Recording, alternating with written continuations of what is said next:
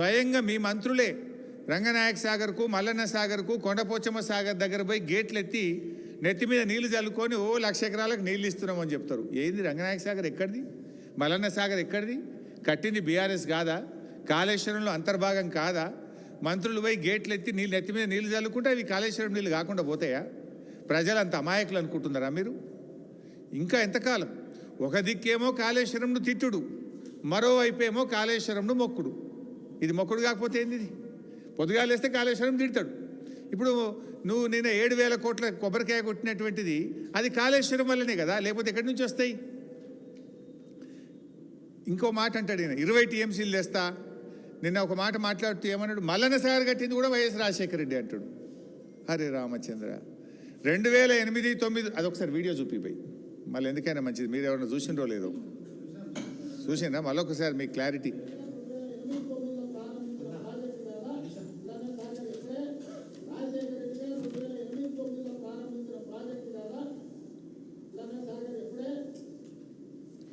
So Mallanna సాగరు 2008-9లో రాజశేఖర రెడ్డి గారు కట్టిండు అంటాడు. యాక్చువల్గా ఆనాటి ప్రాణహిత చేవెళ్ళలో ఇది ఇది ఉందా? ప్రాణహిత చేవెళ్ళది ఇది ప్లాన్ యాక్చువల్గా. ఆ రోజు ఇలా ఎక్కడైనా మల్లన్న సాగర్ ఉందా? ఇలా ఎక్కడ లేదు. వాళ్ళు ప్రతిపాదించింది ఆ రోజు కేవలం 4 రిజర్వాయర్లు మాత్రమే ప్రతిపాదించారు. Ananthagiri reservoir 1.7 TMC, Imambad reservoir 1.5 TMC, Tadakapalli reservoir 1 TMC, Thipparam reservoir 1 TMC, అన్ని కలిపితే 5 టీఎంసీలే. ఆనాడు 5 టీఎంసీలు మాత్రమే ప్రతిపాదించారు. మల్లన్న సాగర్ అనే ప్రతిపాదనే లేదు ఆ రోజు. ముఖ్యమంత్రి గారు ఒకసారి డిపిఆర్ తెప్పించుకొని చూడు, ప్రాణహిత చేవెళ్ళ డిపిఆర్ ఉంటుంది కదా ఆఫీస్లో. ఆ రోజు మల్లన్న సాగర్ ఉందా? మల్లన్న సాగర్ అసలు ఉందా?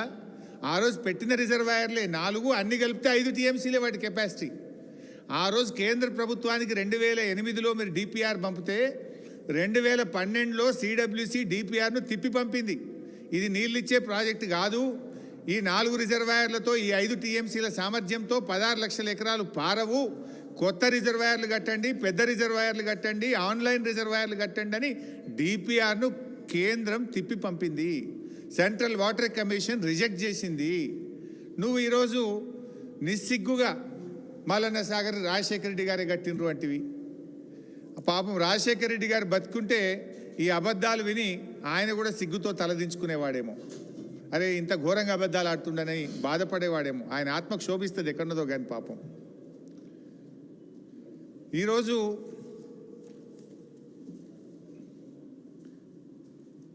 యాభై టీఎంసీల మల్లన్న సాగర్, 50 టీఎంసీల మల్లన్న సాగర్ ఆ రోజు ముందు చూపుతో కేసీఆర్ గారు భవిష్యత్ హైదరాబాద్ అవసరాల కోసం, పారిశ్రామిక అవసరాల కోసం, సాగునీటి అవసరాల కోసం ఆనాడు కేసీఆర్ గారు నిర్మించిండ్రు. ఆ రోజు ఇదే రేవంత్ రెడ్డి గారు ఎంత బాధ కలుగుద్దంటే, ఆ రోజు అక్కడ ఈ మల్లన్న సాగర్ కట్టద్దని 48 గంటల దీక్ష చేసిండు. 2008-9లో రాజశేఖర రెడ్డే మల్లన్న సాగర్ కట్టి ఉంటే నువ్వు 2016లో వచ్చి దీక్ష ఎందుకు చేసినావు మల్లన్న సాగర్ కట్టద్దని? 2016లో ఆయన చేసిందిగో మల్లన్న సాగర్ కట్టాలంటే అక్కడ ప్రజలందరి రెఫరెండం తీసుకొని కట్టాలి అని, మల్లన్న సాగర్ కట్టొద్దు అని ఆ రోజు 48 గంటల దీక్ష చేసిండు. మల్లన్న సాగర్ కట్టద్దని దీక్ష చేసిన మనిషి మల్లన్న సాగర్ 2008లో కాంగ్రెసే కట్టింది అంటాడు. కొద్దిగానే ఉండాలన్నా వద్దేమన్నా? ఇంకా ఆ రోజు ఆయన డిమాండ్లు చూడాలి. మల్లన్న సాగర్ కడితే దాని కింద 2 ఎకరాల పంట వండే భూమి ఇవ్వాలన్నట ఒక్కొక్క రైతుకు, ఎకరానికి 2 ఎకరాలు ఇవ్వాలన్నట. మరి నువ్వు మూసి కింద ఏమిచ్చినావు? ఇప్పుడు నువ్వు మూసి కింద మొన్న దాదాపు 300 ఇళ్ళు ఖాళీ చేయించినావు. మూసీ కింద 300 ఇళ్ళు ఖాళీ చేపిస్తే ఏమిచ్చిండు రేవంత్ రెడ్డి? నిన్న మాట్లాడుతుండు, మూసీకి అడ్డుపడతారా, మూసీకి అడ్డుపడి అభివృద్ధిని అడ్డుకుంటారా అన్నాడు. ఆ తెలివి నీది, అడ్డుకునే తెలివి నీది. ఆనాడు మల్లన్న సాగర్ కడితే కేసీఆర్ గారికి మంచి పేరు వస్తుందని, ప్రజలు బతుకుతారని, బీఆర్ఎస్ చరిత్ర పుటల్లో నిలబడుతుందని 48 రోజులు దీక్ష బట్టి ప్రజల్ని రెచ్చగొట్టినావు. నువ్వు 2 ఎకరాల సాగు భూమి ఇవ్వాలన్నావు, 5 అంతల పరిహారం ఇవ్వాలన్నావు.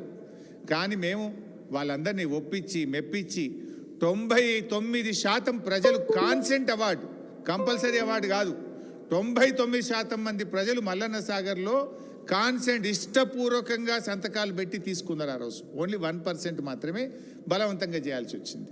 కానీ నువ్వు మూసీలో ఏం చేసినావు? మూసీలో మొన్న 300 ఇళ్ళు కూడా కొట్టినావు నువ్వు. కేసీఆర్ గారు కట్టించిన డబుల్ బెడ్రూమ్ ఇల్లు ఇచ్చిండు గంతే, ఒక్క రూపాయి ఇయ్యలే వాళ్ళకు. ఆనాడు బీఆర్ఎస్ ప్రభుత్వం ఏమో శాశ్వతంగా వాళ్ళకి అమ్ముకునే హక్కులతో కూడిన 250 గజాల స్థలంలో డబుల్ బెడ్రూమ్ ఇల్లు కట్టించినాం. 7.5 లక్షల రూపాయలు 18 ఏళ్ళు దాటిన ఇంట్లో ఎందరుంటే అందరికీ మనిషికి 7.5 లక్షల R&R ప్యాకేజ్ ఇచ్చినాం. ఫ్యామిలీ హెడ్తో పాటు మగపిల్లలు ఆడపిల్లలు 18 ఏళ్ళు దాటితే 7.5 లక్షల ప్యాకేజ్ ఇచ్చినాం. వాళ్ళకు కూడా హౌస్ సైట్ ఇచ్చినాం. ఎన్నో చేసినాం మేము ఆ రోజు. ఈయన ఏం చేసిండు? కేసీఆర్ గారు కట్టించిన డబుల్ బెడ్రూమ్ ఇల్లు గరీబోళ్ళకి ఇచ్చినట్టు అసైన్మెంట్ ఇచ్చిండు గంతే. పాత ఇంటికి ₹1 ఇయ్యలే, R&R ప్యాకేజ్ ఇయ్యలే. 2013 చట్టం ఫాలో కావాలన్నాడు. మూసీలు ఎందుకు ఫాలో కాలే? ఈయన ఇంకొక చెక్ ఇచ్చిండు వాళ్ళకు, 25,000 చెక్ ఇచ్చిండు. ఎవరికి? మూసీలో ఖాళీ చేయించిన వాళ్ళకు. మీకు తొవ్వంట ఖర్చులు కానీ 25,000 చెక్ ఇస్తే ఇది బౌన్స్ అయిపోయింది.